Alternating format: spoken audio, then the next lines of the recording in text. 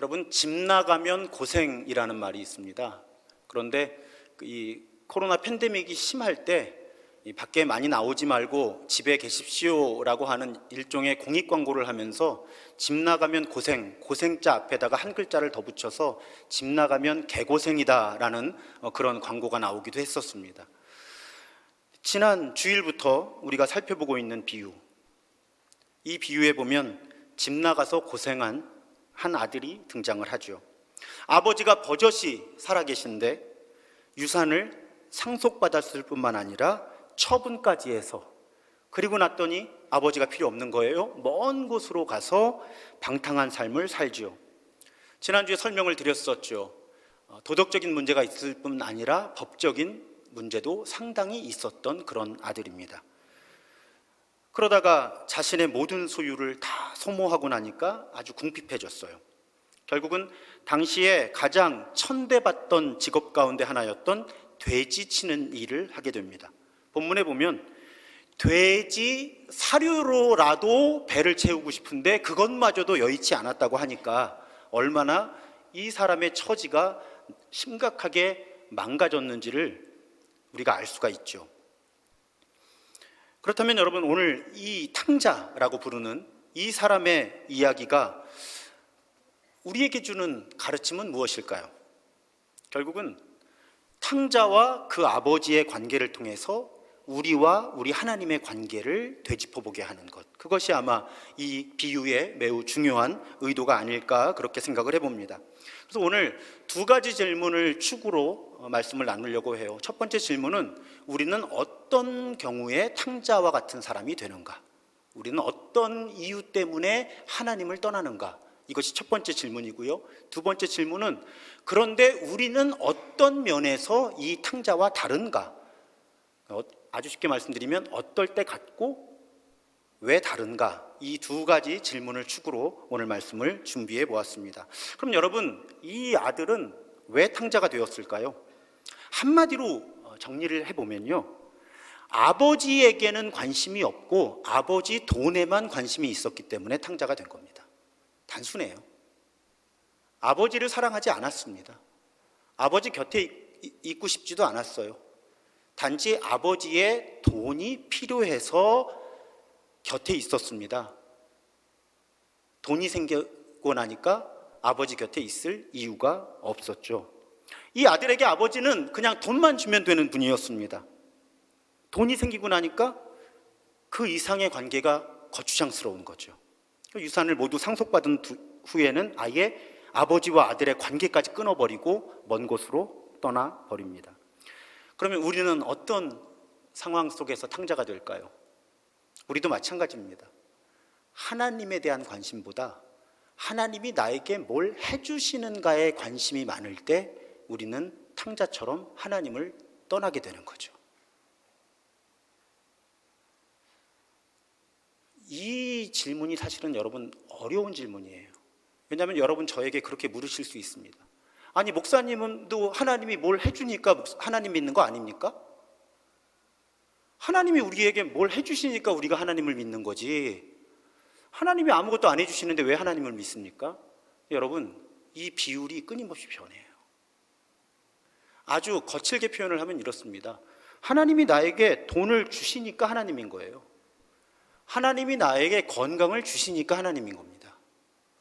그렇게 생각하는 비율이 높을수록 우리는 이 탕자가 되어 가는 거죠. 이러한 생각, 태도의 끝에 소위 기복신앙이라는 게 있습니다. 그래서 여러분, 이 기복신앙이라고 하는 것, 우리는 자유할 수 없어요. 저도 마찬가지예요. 하나님이 저에게 돈을 주시면 좋겠고요, 하나님이 저에게 건강을 주시면 좋겠고, 하나님이 저를 성공적인 목회자로 만들어 주시면 좋겠습니다. 그 성공을 어떻게 정의하든지 간에요. 우린 모두 기복신앙적인 요소를 가지고 있어요. 하지만 이 기복신앙이라고 하는 것이 극단적이 되면 어떤 일이 일어날까요? 구조적인 한계가 나타나는 거예요. 필요한 돈이 생기면 하나님 필요 없어지는 겁니다. 그게 기복신앙의 구조적인 한계인 거예요. 필요한 재정이 주어지거나 내가 건강하거나 내가 성공을 하면 하나님이 우리에게 필요 없는 존재가 되는 거예요. 왜? 하나님은 나에게 그걸 주기 위해서 존재하는 분이고 나는 하나님으로부터 그런 걸 얻어내기 위해서 하나님을 예배하고 있거든요. 그래서 가난할 때 필요했던 하나님이 돈을 가지게 될수록 필요 없어지고요. 병들었을 때 필요했던 하나님이 건강해지면 필요가 없어지는 겁니다. 이런 우리 그리스도교의 흐름 때문에 저는 몇 가지 문제들을 발견하는데, 첫 번째로 부자이거나 혹은 부자 나라에 전도하거나 선교할 때 어려움을 겪는 분들을 발견하는 거예요. 가난한 나라에 가서 전도하거나 선교할 때 쉽다고 느낍니다. 왜? 뭔가를 가져갈 게 있는 거예요. 뭔가를 가져가면 사람들은 일단 그것이 필요해서 모입니다. 그러면 하나님이 이걸 당신들에게 주시는 겁니다 하면 기본적인 관계가 맺어지는 거예요. 그런데 우리보다 잘 사는 나라에 가서 복음을 전할 때는 어떻게 접근해야 되는지에 대한 어려움을 겪는 사람들이 있는 거예요. 또 한 가지는 이런 부분이에요. 제가 미국 이민교회에 있을 때 들었던 이야기입니다. 이민교회 전체를 일반화할 수 없다는 전제로 말씀을 드리면, 한때 특히 미국에 이민교회들이 엄청나게 성장을 했어요. 왜 그랬는가 하면 한국에서 이민들을 많이 오시는데 미국에 딱 도착하고 나면 한국 음식을 먹을 수 있고 한국말로 마음껏 떠들고 한국 사람들을 만날 수 있는 곳이 교회밖에 없는 거예요. 일정한 시대에는 그랬다는 겁니다. 그러니까 전도할 필요가 없는 거예요. 그냥 사람들이 교회로 옵니다. 이민을 오면 그 주말 주일이 되면 그냥 교회로 오는 거예요. 문제는 이민사회가 성숙해가면서 이민자들의 필요를 채울 수 있는 모임들이 많아진 거예요. 동문회라든지 취미 모임이라든지 여러 가지가. 그러고 나니까 이민을 와도 교회를 올 필요가 없는 겁니다. 왜? 한국 음식을 어디 가든지 마음껏 먹을 수가 있고 나와 취미가 같거나 같은 고향이거나 같은 학교 동문이거나 얼마든지 만날 수 있고요. 그러면 굳이 내가 교회라는 곳을 가지 않아도 좋겠다 하는 사람들이 늘어난다는 거예요. 그때 어떤 이민교회 목사님들이 저에게 그런 말씀을 들려주셨어요. 이민자들이 그냥 교회로 한국 사람, 한국 음식, 한국말, 한국 문화가 좋아서 올 때 그때 교회를 훨씬 더 복음적인 교회로 만들었어야 된다는 거예요. 그런데 사람들의 필요를 채워주는 것에 우선 집중을 한 거죠. 그런데 사람들이 그 필요가 채워지고 나니까 이제 이민자들은 교회가 필요 없어진 거예요. 교회에 나오지 않아도 되는 거죠. 하나님과 우리 사이가 그렇게 될 수 있다는 거예요. 정말 우리는 하나님이 나를 창조하셨기 때문에 그 하나님을 예배할까요? 그랬으면 좋겠습니다.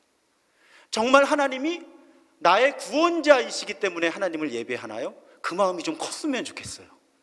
하나님이 나의 창조주이시고 나의 구원자이시기 때문에 그 하나님을 예배하는 사람들이 늘어났으면 좋겠습니다. 그런데 우리 마음이 다 기복신앙적인 요소가 있다니까요.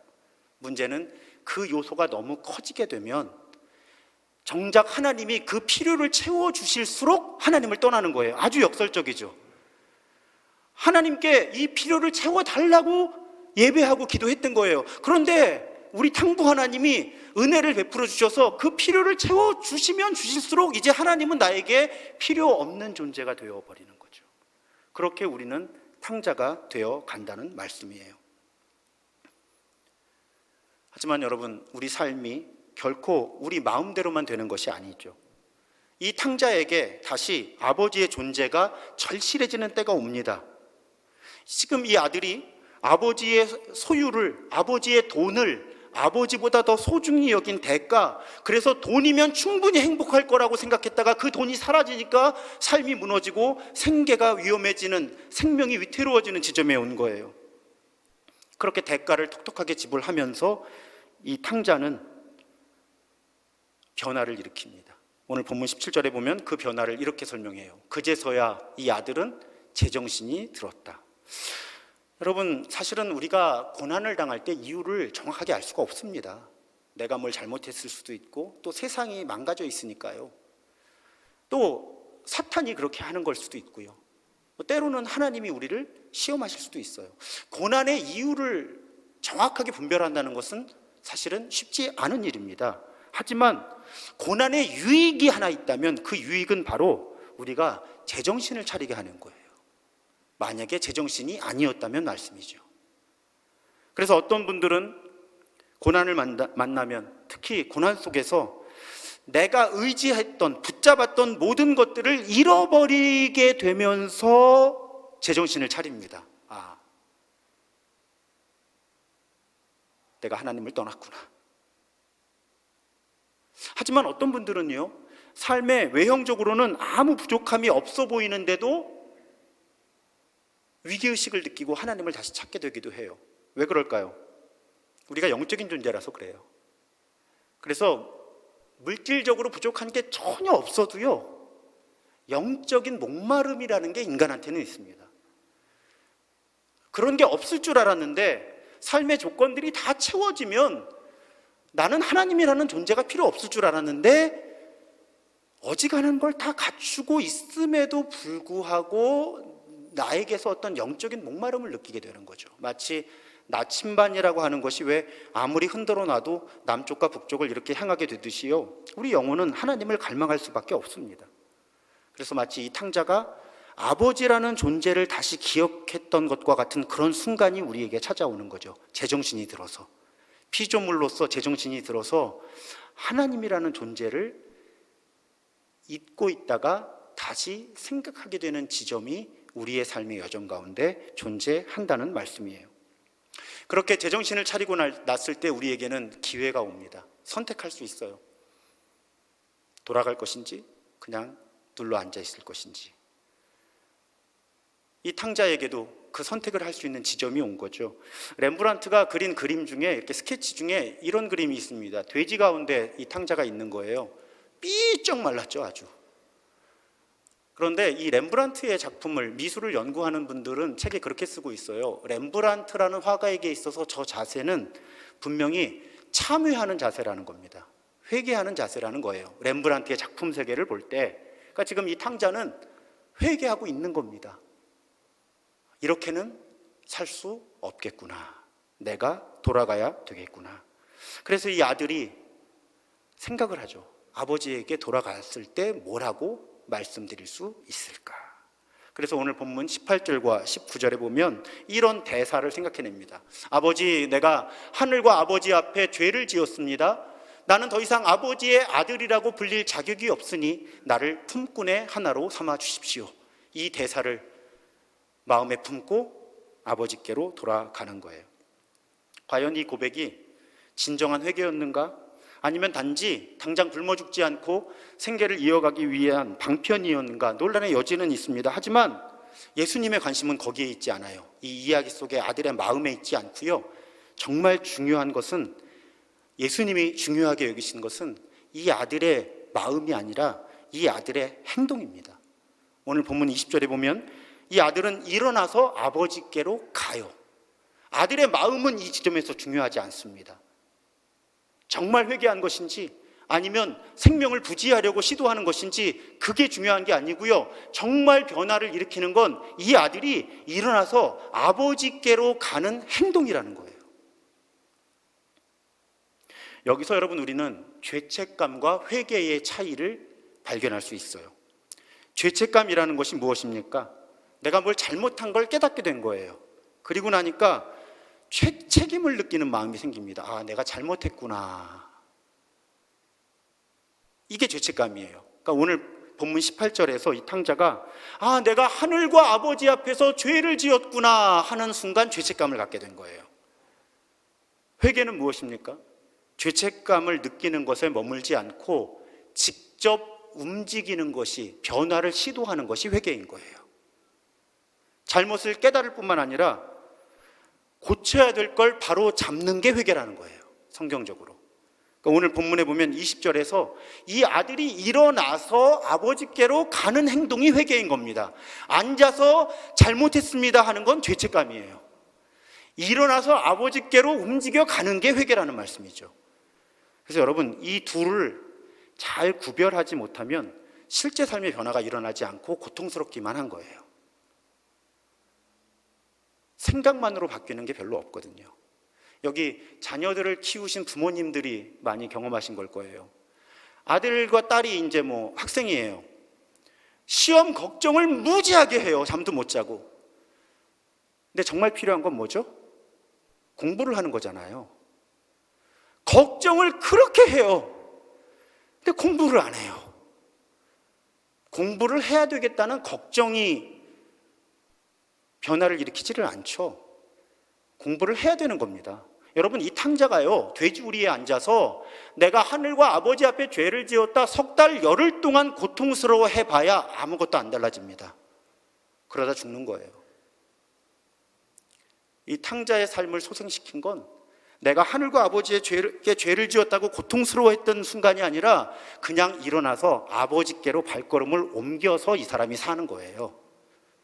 이게 죄책감과 회개의 차이라는 말씀이죠. 그래서 진정한 변화를 일으키는 것은 죄책감이 아니라 회개인 거예요.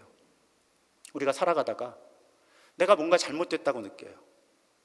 어떤 조건이 많이 망가졌을 수도 있어요. 돈을 다 잃었다든지, 건강이 망가졌다든지, 혹은 관계에 문제가 있다든지, 혹은 때로는 아까 말씀드렸던 것처럼 그런 문제가 전혀 없는데 나에게 어떤 목마름이 있어요. 그럴 때 우리가 가져야 되는 건 죄책감이 아니라는 거죠. 죄책감은 일시적으로 필요한 거예요. 회개까지 연결해 주는 마음인 거죠. 그럴 때는 빨리 이 아들처럼 아버지께로, 하나님께로 돌아가야 한다는 겁니다. 고민 많이 해서 달라지는 거 별로 없어요. 고민 많이 해서 달라지는 거 별로 없습니다. 그래서 여러분, 우리가 살아가다가 내가 잘못된 곳에 와 있다라는 것을 깨닫게 될 때 그냥 일어나서 집으로 돌아가야 하는 거죠. 하나님께로 돌아가야 되는 거예요. 그래야 삶의 회복이 있고 삶의 구원이 있어요. 예수님이 이 땅에 오셨을 때 예수님의 길을 예비했던 세례 요한도, 예수님도, 또 예수님께서 전도하라고 파송했던 제자들도 한 가지 멘트로 전도했습니다. 매일 기도회 때 말씀드렸죠. 마가복음 1장 15절을 보면 때가 찼고 하나님의 나라가 가까이 왔으니 회개하고 복음을 믿으라 하신 거예요. 이 말 가지고 세례 요한도 전도했고 예수님도 전도했고 예수님께서 파송하신 사람들도 전도했다는 말씀이에요. 회개가 뭐예요?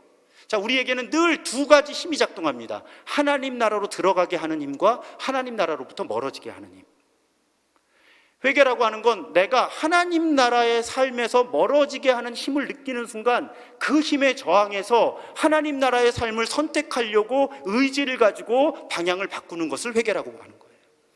내가 나에게서 어떤 생각이나 태도를 발견합니다. 그런데 어느 순간 특히 말씀을 묵상하거나 기도할 때 깨닫게 되는 거예요. 이 생각은 하나님 나라와 어울리지 않는다 하면 의지를 가지고 그 생각을 버리는 겁니다. 내가 어떤 습관을 가지고 있는데 이 습관은 하나님 나라와 어울리지 않는다 할 때 의지를 가지고 그 습관을 버리는 행동이 회개라는 말씀이에요. 그래서 하나님 나라에 들어가지 못하게 하는 그 힘을 이겨내고 하나님 나라에 어울리는 생각과 말과 행동을 하려고 몸부림을 치는 것이 회개입니다.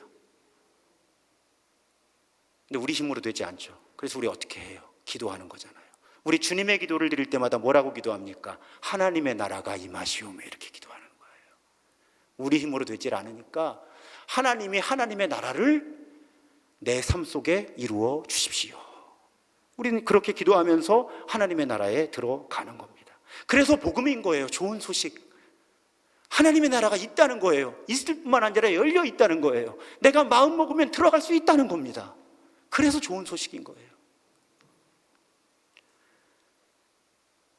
여기까지 탕자와 우리의 비슷한 점을 중심으로 살펴보았습니다. 그럼 이제부터는 그러면 이 이야기 속의 이 탕자와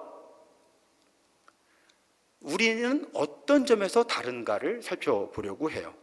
두 가지만 말씀드리겠습니다. 첫 번째는 이 이야기 속의 탕자는요, 불확실성을 끌어안았어야 해요. 아버지가 어떻게 반응할지를 몰랐거든요. 돌아가긴 할 거예요. 그리고 나는 아들의 자격이 없어서 그냥 종의 한 사람으로만 먹고 살게만 해주십시오라고 부탁하긴 할 거예요. 하지만 아버지가 어떻게 반응할지는 알 수 없잖아요. 아버지가 안 받아들여 줄 수도 있고 심지어는 분노가 쌓이고 쌓여서 나에게 더 나쁜 일을 할 수도 있어요. 이 탕자는 그 부담을 안고 돌아가야 되는 거예요. 그런데 우리는 그렇게 불안해할 필요가 없고요, 그런 불확실성을 끌어안지 않아도 된다는 거예요. 왜요? 우리는 이 이야기의 결론을 알잖아요. 아버지는 탕부 하나님이셔서 그냥 받아주거든요. 우리는 우리 하나님을 아는 거예요. 성경을 통해서 우리 하나님이 어떤 분이신지를 아는 거예요. 그래서 우리는 내가 길을 잃었다, 내가 하나님을 떠나왔다, 돌아갈 수 있을까? 하나님이 받아주실까를 고민할 필요는 없다는 거예요. 나만 결심하면 돼요. 왜? 하나님은 무조건 받아주시니까. 하나님은 무조건 받아주실 거니까. 우리는 그걸 불안해할 필요는 없다는 거예요. 나만 돌아가면 되는 거예요. 나만. 이사야 55장 6절과 7절을 세 번역으로 보겠습니다. 너희는 만날 수 있을 때에 주님을 찾아라. 가까이 계실 때에 주님을 불러라. 악한 자는 그 길을 버리고 불의한 자는 그 생각을 버리고 주님께 돌아오너라. 주님께서 그에게 긍휼을 베푸실 것이다. 주님께서 너에게 긍휼을 베푸실 것이다. 우리 하나님께로 돌아오너라. 주님께서 너그럽게 용서하여 주실 것이다. 성경은 분명하게 우리가 아무리 하나님을 버리고 하나님을 떠나도 하나님께 돌아가기로 마음먹는 순간 그 하나님은 우리를 기다리고 계신 하나님이라는 것을 명백하게 증언해주고 있다는 것입니다. 그것이 이 이야기 속의 탕자와 우리가 다른 부분이에요. 여러분, 무엇보다도 저 십자가가 우리를 용납하시고 용서하시는 하나님의 사랑을 증거해 주잖아요. 로마서 8장, 제가 자주 인용하는 말씀이죠. 32절 이하에 보면 자기 아들을 아끼지 않으시고 우리 모두를 위하여 내어주신 분이 어찌 그 아들과 함께 모든 것을 우리에게 선물로 주시지 않겠느냐. 38절 이하에 보면 나는 확신합니다. 죽음도 삶도 천사들도 권세자들도 현재 일도 장래 일도 능력도 높음도 깊음도 그 밖에 어떤 피조물도 우리를 우리 주 예수 그리스도 안에 있는 하나님의 사랑에서 끊을 수 없습니다. 우리 불안해할까 봐 성경은 셀 수 없이 많은 말씀을 통해서 우리가 뭔가 문제가 있고 하나님을 떠났고 하나님을 버렸다고 느낄 때 의심하지 말고 불안해하지 말고 그냥 하나님께로 돌아가면 된다고. 우리 하나님이 어떤 분이신지를 우리에게 일깨워주고 계신 것입니다. 근데 여러분, 이 일이 쉽지 않아요. 우리의 영적 여정에서 큰 도전입니다. 하나님은 우리를 용납하고 용서하고 싶어 하시는 거예요. 생명을 주기 원하시는 거예요. 그래서 기다리는데 정작 우리가 하나님이 어떤 분이신지를 몰라서 못 돌아가는 거죠. 그런 일이 사실은 많이 일어납니다. 하나님은 우리를 기다리시는데 우리가 하나님이 어떤 분이신지를 알지 못해서 불안해서 돌아가지 못하는, 더 형편이 나빠지고 더 형편이 망가지고 그래도 돌아가지 않는 거예요. 오늘 이 말씀을 통해서 하나님이 어떤 분이신지를 우리가 새롭게 발견하도록 자신을 소개하고 계신 거예요. 여러분, 로비에 들어올 때 또 보셨잖아요. 렘브란트가 그린 탕자의 그림에 보면 탕자가 참 비참한 몰골로 아버지 품에 안겨 있습니다.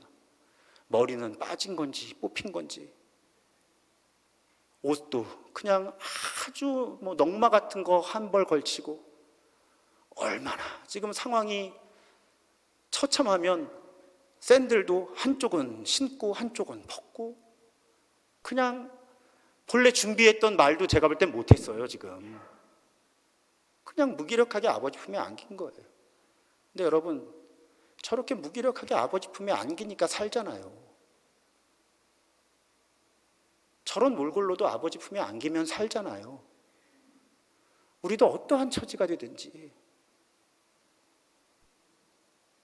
얼마나 많이 망가지든지 관계없다는 거예요. 그냥 하나님을 하나님이라고 부르면 된다는 거예요.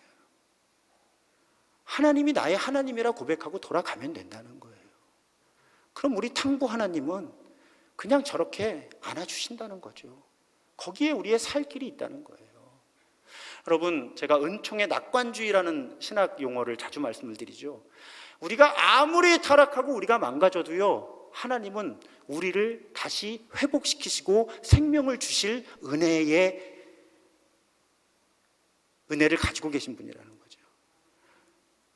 나는 하나님께 돌아갈 자격이 없어. 그럴 수 없다는 거예요. 왜? 하나님의 은총이 너무 크고 넓고 깊어서. 우리가 아무리 타락하고 망가져도 하나님은 우리를 다시 회복시키실 수 있는 은총의 하나님이시라는 말씀이죠. 그걸 불안해할 필요는 없다는 거예요. 그걸 불안해할 필요가 없다는 거예요. 그냥 저 탕자처럼 실제로 삶의 형편이 무너질 수도 있고요. 아니면 삶의 형편은 괜찮지만 내 마음이 무너질 때가 있죠. 내 마음이 저 탕자가 입은 옷처럼 너덜너덜해질 때가 있죠. 그냥 그럴 때는 하나님께 돌아가면 된다는 거예요. 그 품에 안기면 된다는 거예요. 그러면 살 수 있다는 겁니다. 그러면 살 수 있다는 거예요. 그 얘기를 예수님이 이 비유를 통해 우리에게 들려주시고 싶은 거죠. 여러분, 우리가 아무리 망가져도요, 아무리 하나님으로부터 멀리 떠났다고 생각해도요, 우리에게는 돌아갈 집이 있는 거예요. 돌아가야 할 하나님이 계신 거고요. 그 하나님은 저 그림 속의 아버지처럼 그냥 우리를 품어주시는 분이십니다. 두 번째, 이 이야기 속의 탕자와 우리의 차이점이 있어요. 여러분, 이 이야기 속의 탕자는요, 아버지를 피해서 먼 길을 떠나왔거든요. 그러니까 돌아갈 길도 아주 멀었을 거예요. 아마 죽기 직전에 도착했을 겁니다. 아버지 앞에 정말로. 아니, 뭘 먹으면서 그 길을 걸었겠어요? 그 먼 길을. 근데 여러분, 우리와 이 아들은 달라요. 우리는 하나님께 돌아가기 위해서 먼 길을 걸을 필요가 없습니다. 제가 기도 학교를 하면 향심 기도라는 기도를 가르쳐 드리죠. 센터링 프레어라고 영어로 합니다. 센터링 뭐예요? 가운데로 들어가는 기도란 뜻이에요. 저 기도의 형태는 아주 단순합니다. 침묵 속에 그저 내 안에 계신 하나님의 임재에 집중하는 그런 기도법이에요. 왜 그럴까요? 여러분, 하나님은 이 이야기 속의 아버지는 멀리 계셨는데요, 우리가 돌아가야 할 아버지, 그 하나님은 우리 안에 계시거든요. 그래서 우리는 이 아들처럼 먼 길을 돌아갈 필요가 없는 거예요. 우리가 어디에서 무엇을 하고 있든지, 내가 하나님을 잊었었구나, 내가 하나님을 떠났었구나, 내가 하나님을 버렸었구나 하는 그 순간에 하나님을 부르면 하나님은 내 안에 여전히 계신 겁니다. 그냥 여전히 내 안에 계신 거예요. 그래서 하나님께 돌아가는 길이 멀지 않아도 되는 거죠. 우리 마음만 잘 먹으면 돼요. 제가 여러 영성가들의 이야기를 설교나 강의 때 자주 인용하죠. 마이스터 에크하르트, 독일 신비주의 영성가죠. 이런 말을 합니다. 하나님은 항상 집에 계십니다. 산책을 나가는 건 바로 우리라는 거예요. 돌아가면 항상 집에 계세요. 집이 어디예요? 우리 마음이에요. 내가 하나님을 떠나서 멀리 떠난 것 같은데 사실은 그 순간도 하나님은 내 안에 계셨던 거죠. 내가 집으로 돌아가겠다고 마음 먹는 순간, 그래서 우리는 바로 그 순간 하나님을 다시 만나는 거예요. 로렌스 수사, 하나님의 임재 연습이라고 하는 기독교 영성에 있어 아주 고전이죠. 그 작품을 쓴 분, 하나님은 우리 안에 계십니다. 그러니 다른 데서 하나님을 찾을 필요가 없습니다. 그래요, 여러분. 우리 하나님께로 돌아가야만 한다고 느꼈을 때 긴 시간과 노력을 필요로 하지 않습니다. 심지어는 이 예배당으로 오실 필요도 없어요. 내가 하나님께로 돌아가야 되겠다고 마음 먹는 그 순간 내 안에 계신 하나님께 말씀드리면 돼요. 하나님, 말씀드릴 것도 없어요. 그냥 부르시면 돼요. 하나님. 그럼 그 순간 내가 아버지 품에 안겨있는 탕자가 되는 거죠. 그리고 거기서부터 다시 살아날 수 있는 기회가 나에게 주어지는 거죠.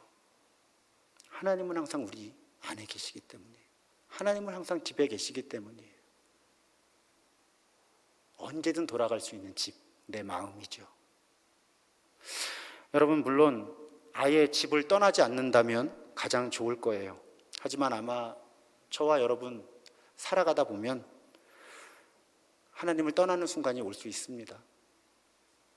우리는 자꾸 하나님이 부담스럽거든요. 자꾸 내 마음대로 살고 싶거든요. 그래서 하나님이 필요 없다고 느끼게 되는 순간들이 있거든요. 그 순간 우리는 하나님을 떠나는 거죠. 하나님을 버리는 거예요. 하나님 없는 삶이 더 나을 거라는 기대감을 갖기도 하고요. 때로는 하나님이 없었으면 좋겠다 생각하게 되는 지점이 우리 삶에 결코 없을 거라고 누가 장담하겠습니까? 우리의 의지와 상관없이 영적인 여정 속에 그런 순간을 맞닥뜨리게 될 수 있어요. 아마 오늘 이 자리에도 어쩌면 그런 갈등 속에서 예배하러 나오신 분이 계실 수도 있습니다. 내가 몸은 예배하러 나왔으나 과연 내가 하나님이란 존재를 인정할 것인가? 그 갈등 가운데 지금 예배하고 계신 분도 계실 거예요. 우리는 때로 집을 나갑니다. 하나님을 떠나요. 제가 그걸 어찌할 수는 없습니다. 하지만 여러분, 한 가지는 분명하게 말씀드릴 수 있습니다. 아, 내가 집을 떠났구나, 그래서 힘들구나 느꼈을 때 그냥 그 순간에도 여러분 안에 계신 하나님을 부르십시오. 그럼 하나님이 안아주실 거예요.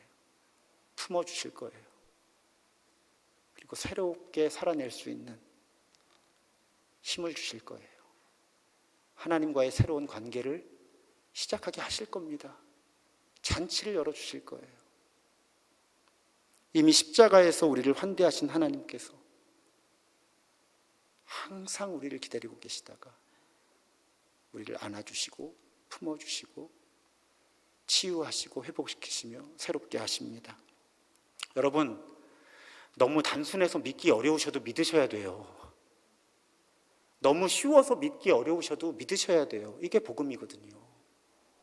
이게 복음이에요.